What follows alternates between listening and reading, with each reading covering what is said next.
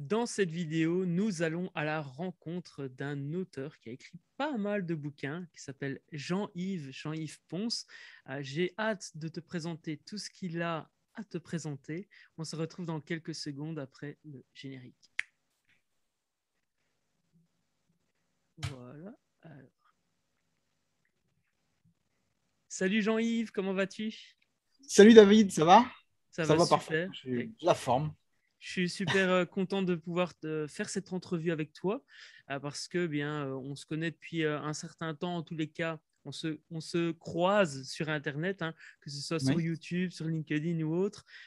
Et c'est intéressant parce que tu as écrit pas mal de livres et j'avais envie d'avoir ta vision d'auteur, que ce soit auteur auto-édité ou auteur édité par maison d'édition. Toi, tu as les deux profils et donc ça m'intéresse de pouvoir échanger avec toi aujourd'hui. Alors, avant d'aller plus loin, est-ce que tu pourrais te présenter pour les personnes qui te découvrent au travers de cette vidéo?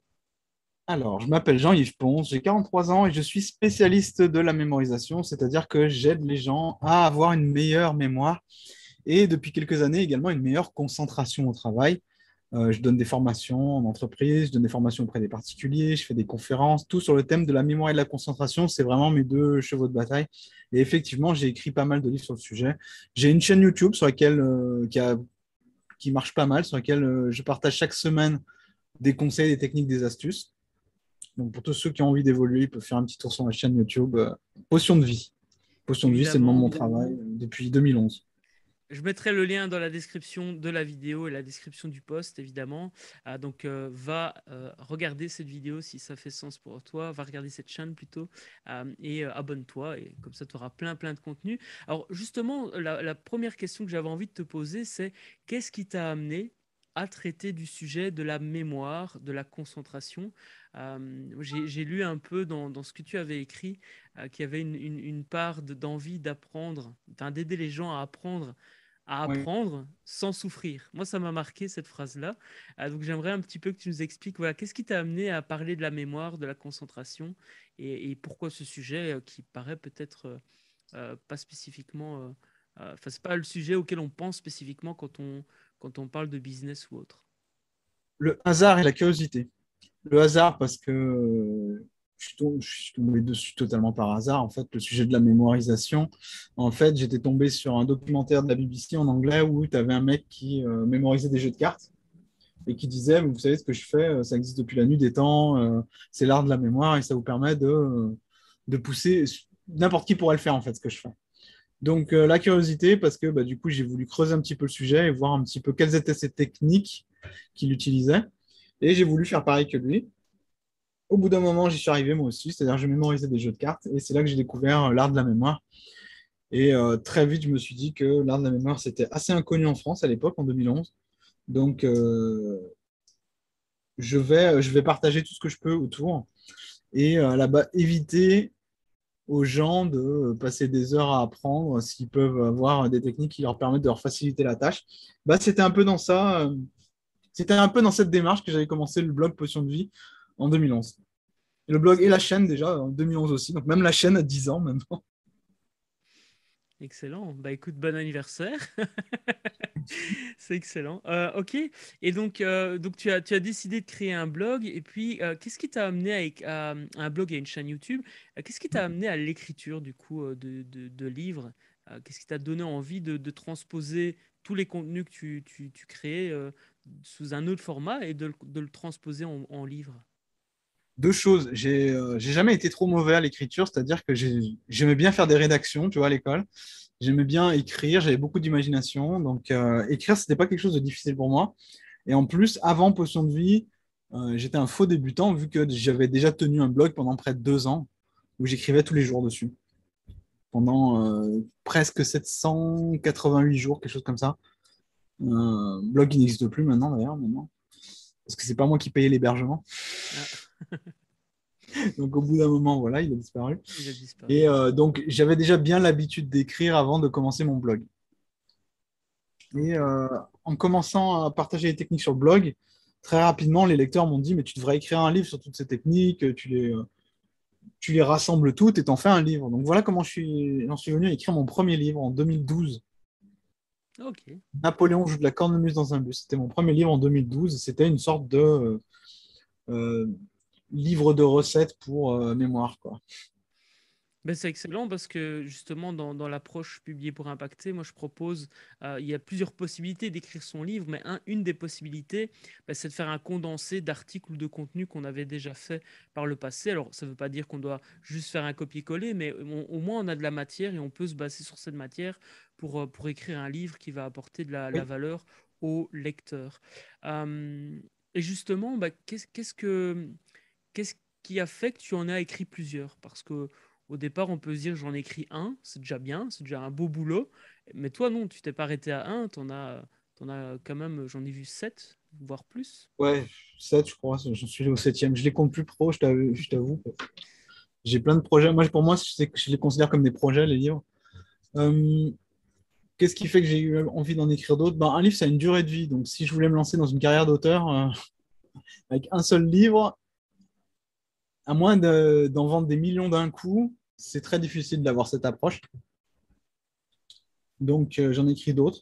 Et parce que j'étais passionné par d'autres sujets également. Donc, je ressentais le besoin d'écrire sur plus de choses. Et comme Napoléon joue de la cornemuse dans un bus, c'était un livre qui était pour mieux apprendre finalement. Au-delà de la mémoire, c'était un livre sur mieux apprendre. Euh, bah, les années ont passé, puis j'ai découvert plein d'autres choses qui n'existaient pas dans le premier livre. Donc, 4 ans après, j'ai eu envie d'écrire non pas la suite, mais un livre qui le remplacerait, quoi. Ça Mhm. s'appelle Booster votre mémoire. C'est mon plus gros livre. C'est celui sur lequel je suis le plus connu, on va dire. Et Booster votre mémoire, c'est la version mise à jour de Napoléon je le dans un bus. Tu retrouves des trucs dedans, mais vraiment très peu. Il y a Mhm. tellement de nouveaux contenus que c'est un nouveau livre, quoi. Ok. Et il y a 4 ans de plus. Mais tu vois, 2016, Booster votre mémoire. Et là, je suis en train d'écrire Booster votre mémoire en 28 jours au quotidien. Je suis en train d'écrire une collection, en fait, où je décline au quotidien, à l'université, en entreprise, en études de médecine. Il est déjà sorti celui-là, d'ailleurs. Et je suis en train de faire une collection. Ok. Qui va s'adresser à plusieurs publics, si j'ai bien compris. Voilà, c'est ça. Ok. C'est une excellente stratégie, je trouve, parce qu'effectivement, pour moi, un livre a un message et un public cible, un lecteur idéal. Et du coup, Ouais. bah, effectivement, tu peux traiter du sujet de la mémoire par rapport à plein de publics différents, les étudiants, comme tu disais, à des entrepreneurs, pourquoi pas, hein, puisque c'est le public auquel Oui, je m'adresse. oui, oui. euh, plein de choses. Ok. Euh, et qu'est-ce qui t'a amené à travailler avec une maison d'édition? Et ça m'intéresse voilà, de voir peut-être un peu le parcours. Est-ce que c'est toi qui es allé les chercher? Est-ce que c'est eux qui sont venus te chercher? Si tu acceptes de Je partager, évidemment. suis jamais allé les chercher. C'est eux qui sont venus. Ok. Parce que si, au tout début, quand j'ai voulu publier Napoléon, je l'attends dans un bus, mon premier réflexe, c'était d'aller voir une maison d'édition et puis de leur proposer mon manuscrit. Et je leur ai envoyé, ils m'ont fait attendre quelques semaines. Et au bout de quelques semaines, c'est moi qui les ai relancés en demandant alors, ça vous plaît et tout, je vais être publié un jour. Ils me disaient que c'était pas ce genre de livre, il n'y avait pas de public, donc c'était pas la peine de publier. Donc non, désolé, quoi. Et en fait, dans l'entretien, je me suis rendu compte qu'ils n'avaient même pas lu ce que je leur avais envoyé, quoi. Donc j'étais un peu frustré. Et ce jour-là, je me suis dit, maison d'édition, plus jamais, je vais auto-publier. Et effectivement, l'autopublication a vite pris de l'essor. Et c'était très tendance d'auto-publier entre 2012 et 2018, on va dire. C'était vraiment le must, quoi. Il faut vraiment auto-publier. Les maisons d'édition étaient à la rue de toute façon. Elles s'étaient complètement fait dépasser par tout ce qui est web, autopublication, et elles ne pouvaient pas s'aligner au niveau tarif, prix, etc. Donc c'était plus logique dans ces années-là, jusqu'à donc très récemment, de faire de l'autopublication exclusivement et de repousser absolument tous les contrats de maison d'édition. Après, mais c'est eux qui sont revenus. Donc là, j'ai directement la plus grosse maison d'édition qui est venue me voir, Achète Livre, m'a dit, bon ben voilà, ils avaient vu le passage télé que j'avais fait sur TF1, ils m'avaient dit, ouais, ça serait bien que tu fasses un livre et tout, et sur la mémoire. Je dis, oui, j'en ai déjà un, il s'appelle Booster votre mémoire, il est auto-publié. Boum. Ils me disent, bah ouais, mais nous, on aimerait bien en faire une version de poche et tout, et la proposer dans une collection et tout. Je dis, bah, ok, si vous voulez. Donc, j'ai signé un contrat avec eux, euh, puis un deuxième, puis un troisième, puis là, je viens de signer le quatrième, là. Donc, Excellent. en fait, j'auto-publie d'abord. Et quand ça marche bien, je leur propose le manuscrit. Et puis, moi, je le sors de mon catalogue perso. C'est ça. Donc, finalement, je fais de l'autopublication et de la maison d'édition. Mais aujourd'hui, euh, ça marche pas mal, mais parce que ça fait des années que je fais ça aussi. Mais aujourd'hui, je pourrais ne plus faire du tout d'auto-édition. Ok, Donc, cool. c'est pas mal. Mais c'est vraiment pas le cas de beaucoup d'auteurs, hein. Je te le dis. Et est-ce que tu as vu une réelle différence entre, donc je parle pas au niveau de vente, mais je parle plus en termes d'aura, de notoriété, de Ouais. visibilité, entre Oui, oui. l'auto-édition et la maison d'édition? T'as tu peux parler de notoriété quand tu es publié chez un gros éditeur. Pas un petit éditeur, pas une toute petite maison d'édition que personne ne connaît, hein. Mais achète livre, achète Marabout, c'est dans toutes les librairies, ça. C'est ça, Donc, ouais. quand tu signes un contrat chez eux, tu es vraiment distribué dans toutes les librairies. Tu n'es pas disponible sur commande parce que tu sais que les librairies vont te commander parce que les livres achètent, ça se vend, quoi. Les livres Marabout, ça se vend. Donc, tu as Mhm. une grosse différence. Oui, tu touches un public qui n'achètera jamais de l'auto-édition. Et il y en a beaucoup. Il Yes. y a beaucoup de gens. Ceux qui achètent de l'auto-édition, en fait, c'est plutôt des gens qui sont à l'aise avec le web et qui sont un petit peu plus jeunes et qui n'ont pas été un peu trop échaudés par la mauvaise qualité qu'on peut trouver à une période. Tu sais, tout le monde faisait de l'auto-édition. Donc la qualité, elle avait vraiment baissé et du Mhm. coup, ça a refroidi pas mal de gens. Ouais, effectivement. Ah, ça, c'est une de Donc, mes missions, c'est d'amener justement sur les plateformes d'auto-édition de la qualité, parce que je pense oui, qu'on est enfin, ça représente déjà la personne et le travail que l'on est en tant que professionnel. Donc pour moi, c'est inconcevable d'un moment donné ou à un autre mettre un livre en auto-édition qui n'est pas pro, qui n'est pas ouais. De propre et qui respecte le lecteur aussi, puisque c'est ça le truc. Mais toute façon, effectivement, il y a eu toute une partie de livres auto-édités qui malheureusement ne respectait pas, on va dire, les codes professionnels ne fût-ce qu'une relecture correcte. Déjà, rien que j'appelle ça. ça l'édition 3.0 en fait. L'édition 1.0, c'est la maison d'édition traditionnelle. Ce qu'on faisait avant l'Internet, en fait. On publiait notre manuscrit, enfin, on l'envoyait à une maison d'édition en format papier, on espérait avoir une réponse et tout, et voilà. L'édition 2.0, c'est l'auto-édition. Alors là, c'était le Far West, et, chacun publiait ce qu'il avait envie de publier. Tu as des gens je me souviens, il y a des gens, leur stratégie, c'était d'écrire plusieurs livres par an, un livre par mois, en fait. Et ils avaient calculé que s'ils vendaient 100 euros de chaque livre, si tu publiais 12 livres dans l'année, bah, du coup, tu avais 1200 euros par mois chaque mois, quoi. Business model, voilà, c'était ça. Et peu importe, à la limite, peu importe la qualité du bouquin, tant qu'ils appuyaient sur publier à la fin du mois, c'est tout ce qui leur importait. Ça, c'était l'édition 2.0 parce que ça a vraiment marché au début. Là, tu peux plus faire ça parce que il y a tellement d'offres maintenant que tu te retrouves noyé dans tous les commentaires. Enfin, il n'y a même plus de commentaires en fait. Tu te retrouves noyé dans tous les catalogues et tout. Donc, tu peux plus faire ça. Maintenant, tu es obligé de passer à l'édition 3.0, c'est-à-dire de publier avec la même qualité que si c'était une maison d'édition, mais de faire tout toi-même. Mm. Parce que Ah, l'édition 1.0, tu peux pas en vivre en fait, parce que tu touches 1 ou 2 euros par livre. 2 euros si tu sais bien négocier tes contrats, donc si tu as une aura, si tu as une plateforme d'auteur, etc. Mais tu peux pas vraiment vivre de maison d'édition. Enfin, il faut du temps, quoi. ouais, bien sûr. Ouais. Faut du temps, enfin, voilà. Justement, ça m'amène à la question suivante qui est est-ce que tu penses, et on a eu un bout de réponse, mais j'aimerais bien avoir peut-être que tu creuses un peu ce point-là, c'est est-ce que tu penses que publier un seul livre, c'est intéressant lorsque l'on a quelque chose à vendre après? Parce qu'en fait, dans la stratégie Publier pour impacter, ce que moi je propose, c'est vraiment d'utiliser le livre comme un outil marketing, un outil de notoriété et un outil pour attirer les bons clients à soi. Toi, tu as fait le choix d'en publier plusieurs, mais est-ce que tu penses que tu pourrais aussi vivre avec un seul bouquin? Je ne pourrais plus vivre avec un seul bouquin. Ok. C'est juste pas possible. Un livre, ça a une durée de vie. Donc, au bout d'un moment, il aura fait le tour de tous les prospects et de tous les gens qui seront susceptibles de l'acheter. C'est une durée de vie assez longue, quelques années, mais ça a une durée de vie. Encore une fois, sauf si tu écris les 4 accords Toltec ou un genre de méga succès comme ça, quoi, qui touchera des centaines de millions et qui se passera de génération en génération. Mais quand on parle le type de livre d'auto-édition, c'est pas ce genre de bouquin, quoi. C'est pas des succès comme ça. Ça peut être des succès, je l'ai prouvé, mais ça, c'est pas des succès qui se transmettent de génération en génération. Même si, bon, j'espère secrètement que mon bouquin, il traverse les âges, mais il serait, à mon avis, très risqué de penser qu'un seul livre euh, te permette de vivre longtemps. Ouais. Un certain temps, oui, mais au bout d'un moment, les ventes vont, quels que soient tes efforts sur ce livre, les ventes vont diminuer. C'est normal, c'est le cycle de vie d'un livre. Tu vas pouvoir le relancer une fois peut-être, en y ajoutant des nouveautés, une mise à jour. Tu sais, il y a des auteurs qui fonctionnent comme ça, ils font une édition mise à jour, et puis, mais il faut savoir qu'à chaque mise à jour, ils en vendent moins, quoi. Tu vois, Ouais, bien sûr, ouais, tout à fait. ouais, les gens, ils ont compris ton message, soit ils l'ont acheté, soit ils l'ont pas acheté au bout d'un moment. Mais tout le monde y a été exposé. Ouais, c'est ça. Donc, à moins que ton livre devienne une référence dans un Oui, domaine en particulier, c'est exact. compliqué de pouvoir vivre sur un seul livre Pendant longtemps. pendant 10, 15 ans, 20 ans, quoi. Ouais, non, ça me paraît très compliqué. C'est sans doute faisable, il y a peut-être des gens qui l'ont fait. Personnellement, dans l'auto-édition, j'en connais zéro. Je connais des auto-éditeurs qui marchent très bien.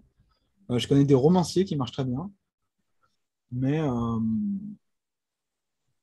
sans cesse, c'est des auteurs, quoi. C'est des pros. C'est-à-dire qu'ils ont fini un livre et ils attaquent le prochain, quoi. C'est ça, ouais. C'est, Ok. Après, dans Euh, le milieu du business, il faut quand même du temps pour que tu marketes ton livre. Bien sûr, ouais. Ça se vend pas tout Donc, seul, on est d'accord. D'ailleurs, c'est une de mes grosses erreurs avec mon premier livre, Communiquer de manière réfléchie et ciblée. J'ai mis tellement d'énergie dans l'écriture, dans la mise en page, que quand il est sorti, j'étais lessivé. Et en fait, j'ai quasi pas fait de vente de ce livre parce que je n'ai pas fait la promo. En fait, j'aime bien dire que tout commence quand le livre sort, en fait. Bon, oui, c'est ça. ça commence déjà avant, mais En fait, l'écrire, c'est la partie la plus facile, on va dire, la plus rapide.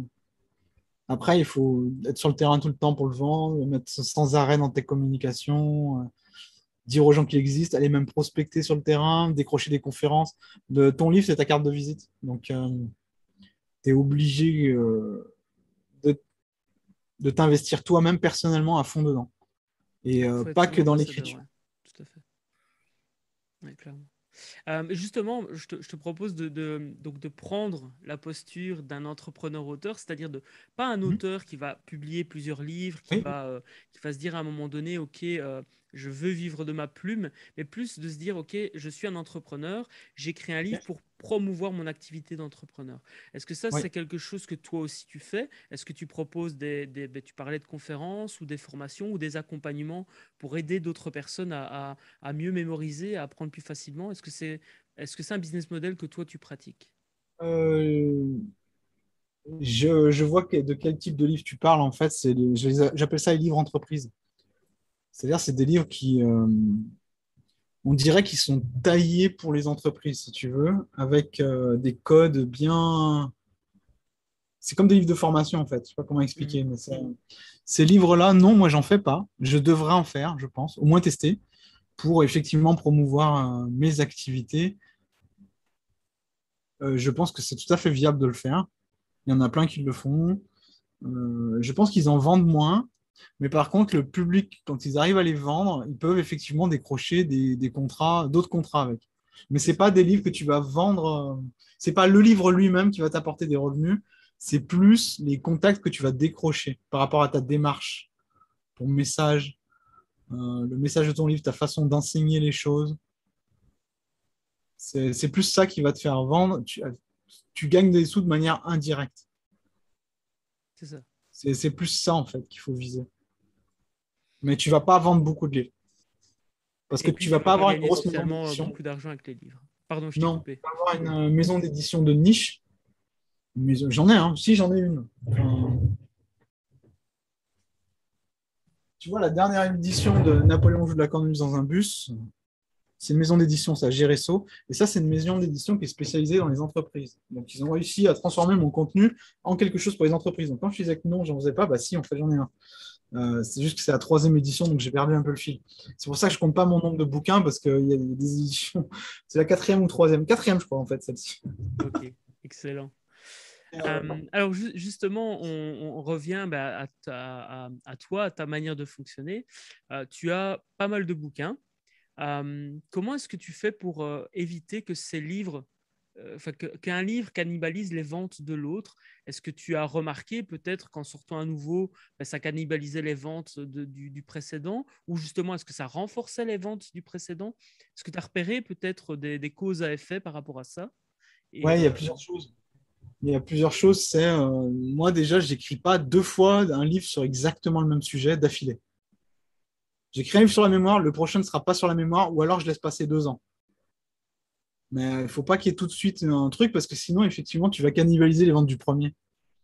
Les gens, ils vont voir le nouveau que tu as sorti, ça ne va pas spécialement leur donner envie d'acheter le premier. Surtout si ton contenu, tu en as fait le tour dans le premier, en fait. Tu vas forcément faire de la redite dans le deuxième, ce qui fait que les lecteurs peuvent se sentir lésés quand tu écris ton deuxième, ils vont se dire, ouais, mais il n'y a rien de nouveau, en fait. Tout a déjà été dit, etc., quoi. Ça, c'est le syndrome de ceux qui font des mises à jour édition numéro 10-12. Et tu te rends compte, c'est en fait, ils rajoutent un paragraphe, quoi, ou une petite technique comme ça. Mais moi, j'évite de publier 2 fois des livres sur exactement le même sujet. Sauf s'il y a vraiment un projet précis derrière ou si je m'adresse à des gens différents, comme booster votre mémoire en 28 jours. Université et au quotidien, ça ne vise pas les mêmes gens. Au quotidien, c'est les gens de 40 ans qui sont dans un métier et, voilà, qui n'arrivent pas à se souvenir des choses. À l'université, c'est plus des gens qui ont envie de réussir un examen ou un concours. C'est ça, ouais. Donc, c'est pas le même âge déjà. C'est pas le même public. Donc là, je peux sortir l'un et l'autre coup sur coup parce que je ne vends pas aux mêmes personnes. Mais quand tu publies un livre, il vaut mieux t'assurer que tu aies beaucoup de contenu inédit. Moi, je trouve, hein.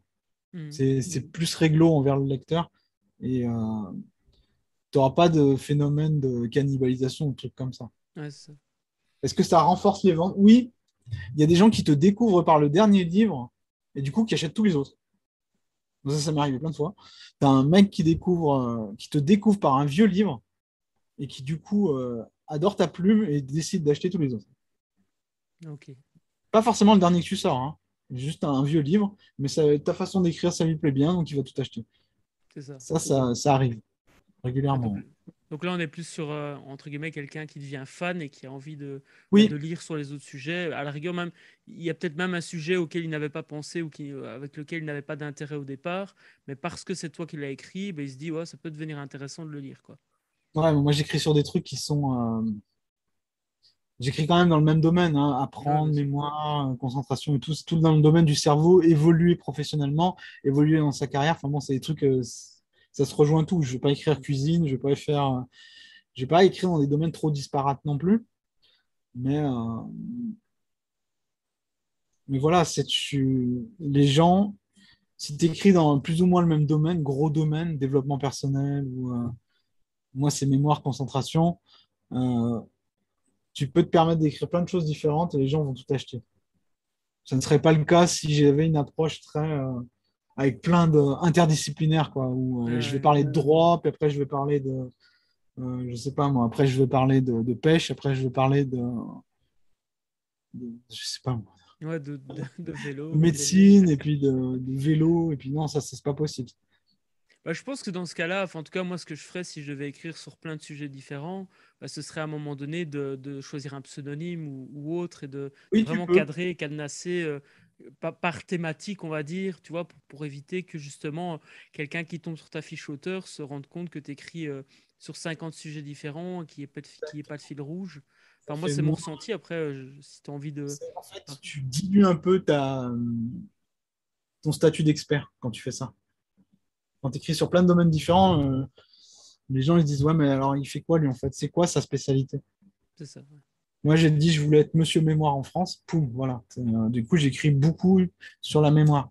Après, quand j'avais réussi ça, et pas avant, je me suis mis à écrire sur la concentration. Maintenant, les gens commencent à me dire, ouais, t'es un gourou de la productivité et tout. Donc, c'est bon, ça veut dire que je suis sur la bonne voie, tu vois. Ouais, excellent. Et après, ce sera peut-être une autre chose. Mais ce ne sera pas une chose trop éloignée de ce que je fais déjà, de la mémoire. Il faut toujours qu'il y ait un lien. J'ai de la chance parce qu'en écrivant sur la mémoire, j'ai des liens avec à peu près tout. Mais voilà, il ne faut pas que ça soit non plus trop éloigné de mes bases. Ouais, bien sûr.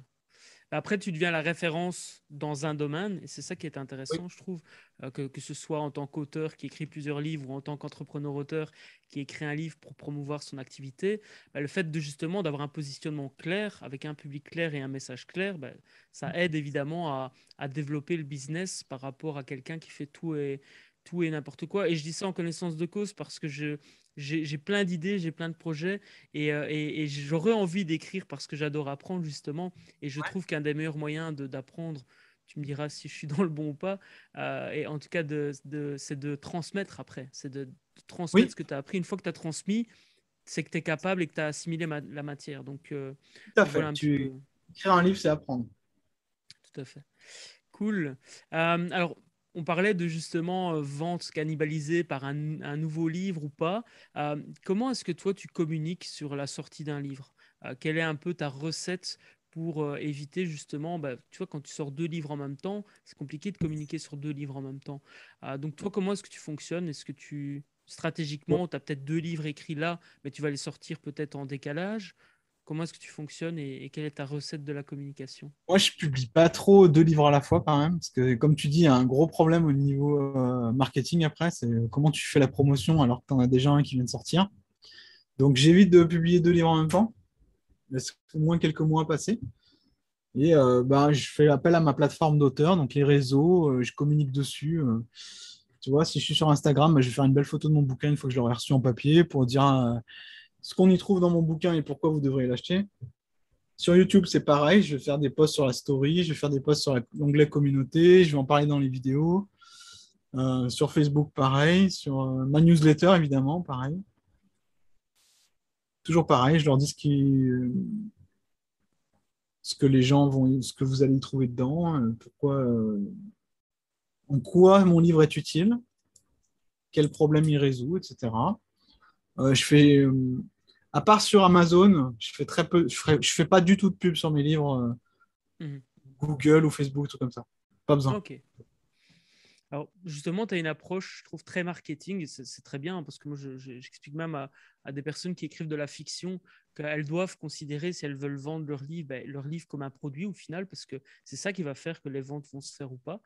D'ailleurs, malheureusement, il y a des livres merdiques qui se vendent très bien parce qu'il y a un bon marketing, et il y a des livres excellents Oui, qui se vendent mal parce qu'il y a un mauvais marketing. Mais bon, voilà. tout à fait. Euh, mais donc justement, comment dire, tu parlais d'une plateforme d'auteur. Alors c'est quelque chose qui n'est pas forcément connu des personnes qui regardent cette chaîne publiée pour impacter. Est-ce que tu peux nous expliquer un peu ce que toi tu mets derrière plateforme d'auteur et comment est-ce que tu as construit ta propre plateforme d'auteur au fil des ans? En fait, plateforme d'auteur, vous pouvez le résumer en un mot qui s'appelle communauté. Ce que les maisons d'édition recherchent, ce que les gens recherchent, en fait, c'est quelqu'un qui possède une communauté. En fait, c'est comme une preuve sociale. C'est ce que tu écris, ça marche vu que tu as une communauté. Ça a déjà été validé par les gens qui te suivent. Sinon, les gens ne te suivraient pas. Si tu as le choix entre deux livres, tu t'hésites vraiment. Tu en as un qui est suivi par 1 million de personnes et l'autre qui est suivi par 10 personnes. Et ben, ça va quand même bien t'influencer le fait que tu as déjà 1 million de personnes qui ont suivi l'autre, quoi. Je vais te dire, je peux moins me tromper quand même. Il a l'air de susciter, il y a quelque chose autour de ce bouquin. Alors que l'autre, 10 personnes, peut-être c'est le même livre, mais comment ça se fait qu'il y ait 10 personnes, tu vois, c'est limite suspect. Ouais, Donc la c'est ça. plateforme d'auteur, c'est la communauté et une plateforme, ça veut dire que tu as un site, carte de visite qui décrit très clairement où on peut acheter tes livres, donc un site marchand, qui décrit un petit peu qui tu es, qui montre qui tu es. Donc c'est fini le syndrome de l'auteur qui se cache, on ne voit pas son visage, etc. Et on ne sait pas qui il est, il écrit tout seul chez lui. Une plateforme d'auteur, ça sous-entend que tu vas sur le terrain pour faire des conférences, pour présenter ton travail, tes livres. Ça sous-entend que tu fais la promo de tes livres personnellement aussi, que tu aies des réseaux sociaux un peu vidéo pour qu'on voit autre chose que juste des écrits. Donc ça peut être Facebook, ça peut être YouTube, ça peut être Vimeo, ça peut être, voilà, c'est déjà pas mal en fait, Instagram. Hmm. Tout ça, ça fait partie, tous ces ensembles de réseaux sociaux mis bout à bout, ça peut être Twitter, il y a beaucoup d'auteurs qui sont très actifs sur Twitter. Tous ces réseaux vont créer ta plateforme d'auteur. Et donc, toi, quand tu vas faire le marketing de tes livres, ou quand tu vas communiquer dessus, ou quand tu vas chercher à te faire approcher par une maison d'édition pour signer des gros contrats, ils vont regarder ça. Ils vont regarder si tu es connu, en fait.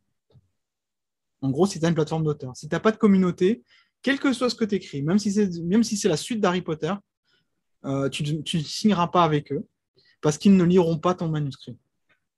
Ils ne prendront pas la peine de le lire. Si tu n'as pas de plateforme, ils ne prendront même pas la peine de te contacter, en fait. C'est ça. Parce que tu n'existes pas. Ils ont besoin d'avoir des garanties que si tu signes chez eux, ils rentrent dans leurs frais.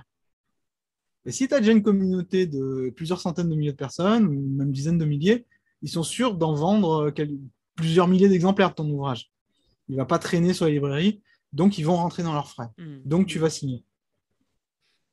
D'où l'intérêt de l'auto-édition pour montrer Oui, qu'on a, en tout cas, qu'il y a un intérêt de la part d'une certaine communauté. Et alors, évidemment, de tisser une relation avec cette communauté pour pouvoir, oui, comment dire, rentrer en contact avec eux quand on sort des nouveaux livres ou qu'on a des nouveautés à apporter, etc. Donc, au travers d'un site internet, tu parlais de newsletter aussi. oui, Donc, ça, ce sont des outils importants à mettre en place pour justement oui, développer sa plateforme d'auteur. Alors, j'allais rebondir sur le fait de, comment dire, d'un moment donné, quand tu publies un nouveau livre et que tu le partages à cette plateforme d'auteur, donc à toutes ces personnes qui te suivent, en fait, tu as déjà des ventes garanties, si je comprends bien. oui. Ah oui, bien sûr, évidemment. Mm. Oui, tu as des ventes garanties, sauf si vraiment tu t'es trompé dans ta démarche et que tu as écrit un livre. C'est une erreur classique, en fait. Tu écris un livre pour toi, parce que ça t'éclate toi, mais tu ne réponds à aucun problème et tu ne, t'es pas utile, quoi. Donc, ça, c'est une erreur que font beaucoup de gens qui écrivent de Ouais. la non-fiction. Et pour montrer l'importance aussi et l'impact de la communauté sur la vente de livres, il y a parfois là, aujourd'hui, je trouve qu'il y a beaucoup de YouTubeurs qui sont contactés parce qu'ils ont beaucoup d'abonnés et Oui, ils écrivent un livre parce qu'ils ont plein d'abonnés, en fait. Enfin, je oui, c'est ça. caricature peut-être, mais Non, non, mais tu as raison, c'est ça. Mais parce que c'est les maisons d'édition maintenant, comme je te disais tout à l'heure, pour terminer l'histoire, édition 1.0, 2.0, je te disais, l'auto-édition, c'était le Far West jusqu'en 2018 à peu près.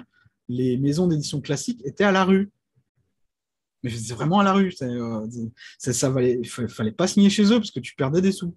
Là, maintenant, euh, non seulement tu as beaucoup plus de notoriété quand tu signes sur une maison d'édition classique et tu es vendu, c'est pas le même nombre du tout que tu en vends. Financièrement, c'est moins intéressant que l'auto-édition. Mais les maisons d'édition, maintenant, elles vont sur le web démarcher, débaucher les gens. Et pourquoi tous ces gros youtubeurs, ils font pas de l'auto-édition? On va prendre un youtubeur très connu, on va dire Poisson Fécond. Poisson Fécond, il va faire un livre en plus, je crois. Peut-être qu'il va le sortir en auto-édition, je ne sais pas. Mais il y a de fortes chances pour que les maisons d'édition, le jour où il décide d'écrire un livre, aillent le démarcher lui. Fabien Olicard, il a écrit 3 bouquins. Mais ces 3 bouquins, c'est chez First Edition. ah, bien sûr. C'est pas auto-édition, c'est First Edition. C'est une maison d'édition. Une vraie, une grosse. Voilà quoi. Il y a beaucoup de livres qui sont chez Duno, parce que Duno aime bien les blogueurs. Alizio adore les blogueurs. Donc, Ouais, tout à tu fait. vas avoir beaucoup de youtubeurs qui sont également là-dessus. Mais c'est des maisons d'édition, ça. Et les grosses maisons d'édition vont aller comme je te disais, dans la logique, vont regarder ta plateforme d'auteur. OK, tu as 2 millions d'abonnés sur YouTube. Tu l'as, ta plateforme d'auteur, et j'ai même pas besoin d'en savoir plus sur toi. On va te faire signer. Non pas parce que tu as un message, mais parce que tu as une plateforme d'auteur et on va rentrer dans nos frais. Je me mets à la place de la maison d'édition, là. Ouais, bien Maintenant, sûr. tu me dis, ouais, mais attends, t'as pas de message. Bah attends, on va t'aider à le créer, ton message. T'as fait combien de vidéos? T'as fait 800 vidéos? Attends, on va bien trouver un fil conducteur là-dedans. C'est comme ça qu'elle fonctionne. Ouais, ouais. Donc les maisons d'édition se sont réinventées et aujourd'hui elles fonctionnent Oui, plus. bah, elles Je sont vais créées, chercher quelqu'un qui a déjà X personnes qui le suivent et on trouvera bien quelque chose à écrire là, pour ce public-là, en gros. exactement. C'est une question de survie aussi pour les maisons d'édition. Ouais, bien Elles sûr. sont obligées de s'intéresser à ce qui se passe ailleurs que Musso, Verber, etc., quoi. Mm. Yes. Excellent. Une question par rapport à la publicité Amazon. Donc, tu fais de la Ouais. publicité Amazon, c'est ça dont Oui, tu disais tout à l'heure. Est-ce que tu le fais sur chacun de tes livres, sur un seul livre? juste pour Et comment? juste pour le plus gros livre, Juste pour le plus gros, ok. juste Et pour est-ce que booster c'est une votre. volonté de faire des ventes ou est-ce que c'est une volonté de le mettre en haut du classement? Ou les deux? Parce que l'un est Euh, lié à l'autre de toute façon. Donc, si tu acceptes c'est de un partager, peu hein, les tu deux. n'es pas obligé C'est de un peu. répondre. Au début, j'ai fait ça en tant que test, hein, parce que moi, je suis pas très. Pour moi, la meilleure pub pour un bouquin, c'est le bouche à oreille. Je sais que c'est un peu classique et cliché ce que je dis, mais pourtant, c'est le cas. Si ton livre est vraiment bon, tu vas attirer des gens qui vont te faire signer des contrats. En gros, c'est ça. Tu vas attirer des gros clients. Si ton livre est bon. Et les gens qui vont te faire signer ces contrats, tes clients, ils vont pas venir parce qu'ils ont vu une pub sur Amazon ou sur Facebook. Ils vont venir parce que leur copain qui est chef d'entreprise leur a parlé de ton bouquin. C'est une différence fondamentale. Ouais, Moi, j'ai jamais signé de gros contrats parce qu'un mec a vu ma pub sur Amazon. Ça, c'est sûr et certain. Mais ça peut te permettre de générer quelques ventes supplémentaires. J'attendais depuis très longtemps que fasse la pub sur Amazon parce que voilà quoi. Après, c'est pas non plus la pub, c'est saturé. Je veux dire, quelle que soit la plateforme que tu utilises pour faire de la pub, Google, Facebook, Amazon, les offres sont saturées, donc le prix des pubs est cher. ouais, ouais. Moi, j'ai 600 € toutes les 2 semaines là, qui tombent juste pour un livre. Et encore, on me recommande d'en dépenser 3 fois plus. Moi, je trouve que ça vaut pas le coup. Et pareil, ça a une durée de vie, la pub. Au bout d'un moment, ta pub, elle marche moins bien. Les taux de clics sont en diminution. Et parce que, tout simplement, tout le monde aura été exposé à ta pub et aura décidé de pas d'acheter. Ouais, en plus, il faut suivre ces pubs, voilà, il faut surveiller, etc. Donc, ça demande aussi un investissement en temps, Oui, en plus de l'investissement en argent. oui, Et en plus, j'ai l'impression aujourd'hui que le cerveau d'un individu qui va sur le web ben, boycotte la pub, même si la pub est affichée. Ben, moi, parfois, je remarque plus des pubs. Il y a des pubs que je vois oui. passer, mais en fait, je sais que c'est une pub et je l'assimile même plus, en fait, aujourd'hui. Donc voilà, c'est vrai que ça devient de plus en plus compliqué. Après, ça peut être utile. On avait fait un live avec Stan Julian qui est vraiment axé sur la publicité Amazon. Et c'est vrai que voilà, il y a quand même des opportunités, mais c'est vrai que si c'est une opportunité pour moi, c'est une opportunité pour plein d'autres auteurs. Donc forcément, Ouais, yes. en fait, c'est déjà saturé, hein. Ouais, tout à fait. Je dis pas n'y allez pas, mais je dis ne vous attendez pas à monts et merveilles. C'est pas parce que c'est Amazon Ouais, bien sûr. que votre produit va être super bien mis en avant et que ça va faire toute la différence, hein. Ouais. Surtout sur un seul livre. Peut-être que si on a 10 livres ou 15 livres et qu'on... J'ai essayé en fait sur plusieurs livres, mais les résultats sont vraiment pas top top comparé aux sommes que j'y mettais. Donc en fait j'ai coupé toutes les pubs sauf une qui marchait bien. Et oula, pardon. Et il C'est pas se grave. trouve que c'était sur mon plus gros livre. Donc je sais pas si c'est une Ok, coïncidence.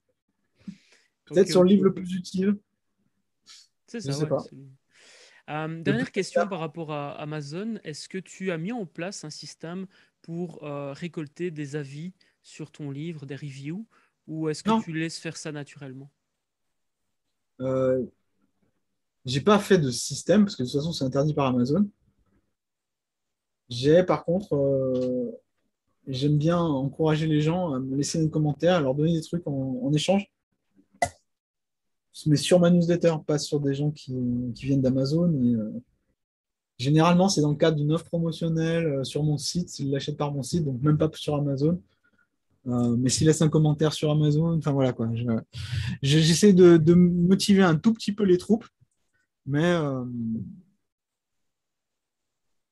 c'est important d'avoir des commentaires sur Amazon. Donc, Ouais, bien sûr. Bah, c'est le bouche à oreille, comme tu disais tout à j'ai l'heure, pas c'est créé un de processus. système particulier, quoi. Ok. Enfin, c'est un système en tout cas. Enfin, moi, c'est ça que je mettais derrière système. C'est est-ce que tu as fait est-ce que tu as mis en place un moyen, en tout cas, de récolter des avis? Donc, entre guillemets, oui, mais c'est vrai que c'est pas spécialement systématisé, mais en tout cas, tu le fais, quoi. Donc moi, par exemple, ce que je fais, c'est que effectivement, quand je sais que quelqu'un a acheté un livre, ben, je l'ajoute dans une liste, Oui, enfin, voilà, et je sais que je dois recontacter cette personne ben, ça, une fois c'est tous les X pour lui demander si elle l'a lu, si elle a apprécié. Et puis, au-delà du commentaire, ça, quelles sont c'est tes les gens qui questions ont aussi, acheté tu vois. sur ton site. Ouais, tout à fait, effectivement. Parce que Donc c'est... les gens qui achètent sur Amazon, tu n'as aucun moyen Non, de les recontacter, quoi. non, bien sûr. Tu peux faire en sorte de leur distribuer des bonus pour qu'ils s'inscrivent à ta newsletter, mais tu ne sauras pas qu'il vient d'Amazon, le gars. Non, Donc, effectivement.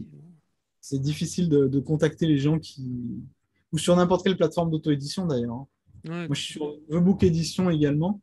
Et Vebook Edition, tu n'as pas accès à ta liste client. Ouais. Ils la gardent. C'est leur core business.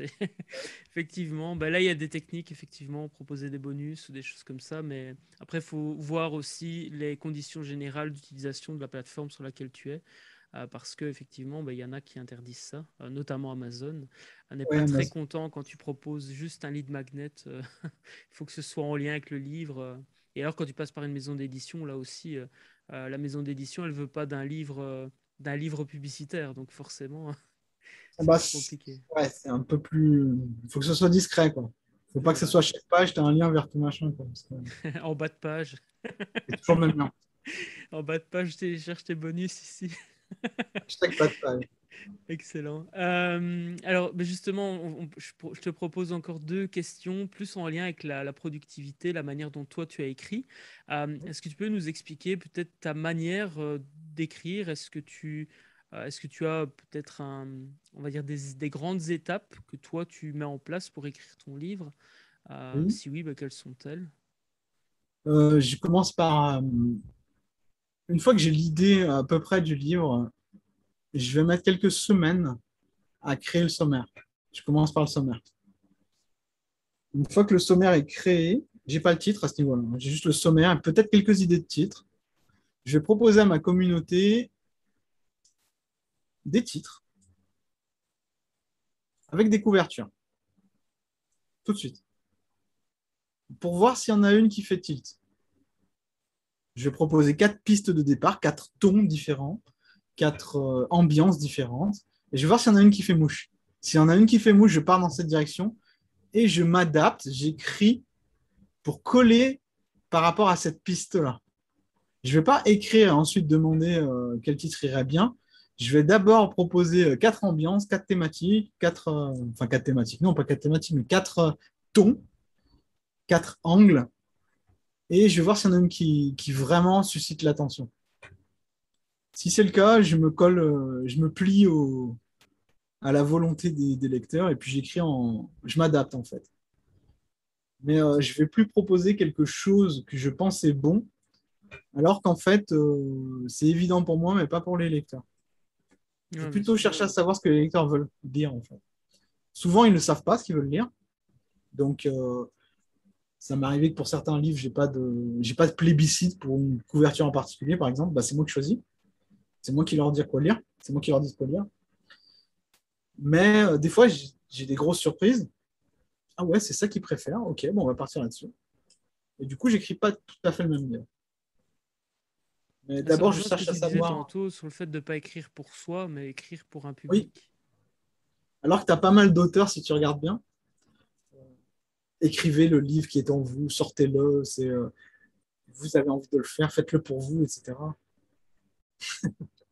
Oui, mais en fait, c'est des conseils qui viennent de gens qui qui vendent 200 000 ouvrages en une semaine, ça.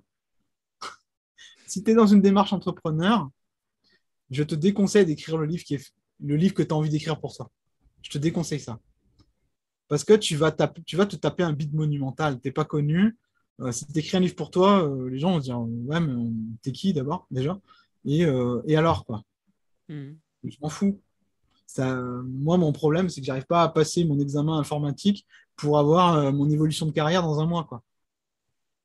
Tu vois, par exemple. Ouais, tout à fait. Ouais. Je te rejoins complètement. C'est pour ça que je disais au début, pour moi, un livre, c'est un produit.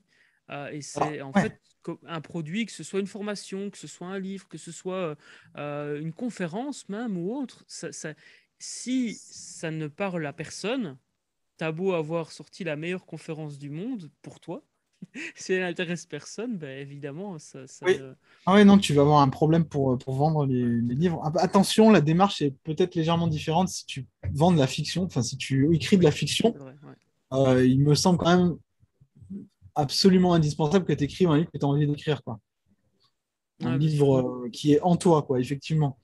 Mais dans le cadre des livres de non-fiction, tu dois d'abord penser à rendre service Ouais, ouais. avant de penser je m'éclate et tout et je fais le livre que j'ai envie d'écrire, quoi. Mhm. C'est une démarche entrepreneur, Ouais, mais c'est ça. C'est... les auteurs. Et d'ailleurs, une des premières choses que je propose aux personnes que j'accompagne avec Publi pour Impacter, c'est faire un post LinkedIn, par exemple, parce que c'est un réseau professionnel et généralement, le type de personnes que j'accompagne se trouve dessus. Mais je dis, voilà, va là où sont tes clients potentiels, tes lecteurs potentiels, et fais un post pour expliquer ce que tu as envie d'écrire, et tu vois s'il y a des gens qui interagissent en commentaire, et tu vois s'il y a de l'intérêt ou pas. Et j'aime Exactement. beaucoup ton partage avec les quatre tone of voice, donc les tons, les axes, parce que c'est quelque chose que j'ai pas encore fait et je retiens pour la prochaine fois. Effectivement, plutôt que de proposer un truc et de voir si ça fonctionne, de faire un post avec quatre propositions et de voir celle qui résonne le plus, ça peut être une manière de faire et je te remercie pour ton partage. Ça marche bien. Euh, Ça me semble pertinent. Sinon, dans le processus d'écriture, moi, j'écris jamais à l'inspiration. D'ailleurs, je connais aucun auteur qui écrit ses livres à l'inspiration, en fait. À un moment ou à un autre, tu vas avoir besoin de libérer du temps. Donc, ça veut dire que tu vas devoir te discipliner, en fait, à écrire. Sinon, il ne sera jamais écrit, ton bouquin. On est d'accord. Donc, vaut mieux écrire un petit peu chaque jour que beaucoup une fois par semaine, quoi, par exemple. Et te réserver des créneaux de temps pour ça. Moi, cet été, j'ai réalisé un défi, en fait. J'ai écrit un bouquin, juste le premier jet en moins d'un mois. J'avais juste le sommaire. J'ai tout écrit, donc 60 000 mots en 21 jours. Ça fait 3 semaines, en fait. Et pour ça, j'ai dédié tous les matins de semaine. C'est-à-dire du lundi au vendredi, j'écrivais, quoi. Mhm. Samedi, dimanche, je faisais autre chose qui avait strictement rien à voir avec l'écriture. Mais du lundi au vendredi, tous les matins, de 8h30 à midi et demi, j'écrivais. Je faisais rien d'autre. Je répondais même pas à mes mails. J'écrivais. Je streamais même. Mais pour m'engager un peu plus, mais je réservais tous mes matins. Ouais. Ah, c'est primordial parce que le problème, c'est que si tu écris à l'inspiration, inspiration, c'est lié à la motivation aussi. Imagine, tu n'es pas motivé, bah, tu Ouais. vas pas écrire. Du coup, si tu bloques tous les matins, bah, que tu sois motivé ou pas, tu le fais. Et là, je trouve que, enfin, moi, ce qui m'aide énormément, c'est justement d'avoir la structure. Parce que, imaginons, donc, moi, j'imagine, bah, c'est la structure 3-3-3, en tout cas dans l'approche publiée pour impacter. J'ai vraiment un atelier spécifique pour ça, c'est la Business Book Roadmap.